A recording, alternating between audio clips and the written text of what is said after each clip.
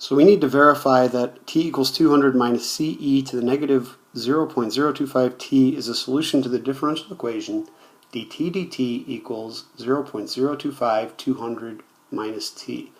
So first thing we do is we need to calculate the derivative of our solution. So we're going to find dt, it's the derivative of capital T with respect to little t. And our derivative here, we have negative c. This is an exponential function, so it's basically itself times the derivative of the exponent. So we need to multiply by a negative 0.025. And we'll simplify just a little bit. The negatives will cancel.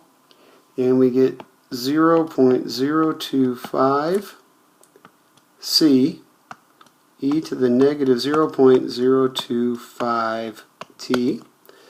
And that is our dt dt, which will get subbed in for this guy right here. Our t will get subbed in for this t here, and then we simplify and see what we have. Since I already have this written here, there's our dt dt.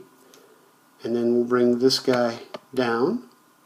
So 0.025 times 200 minus RT, so let's put that in a set of parentheses because we'll need to distribute that negative.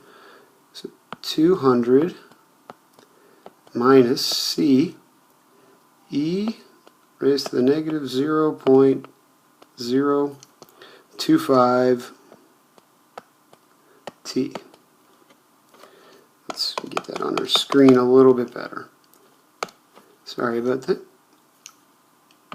E to the negative 0.025 t. Okay. Close our parentheses.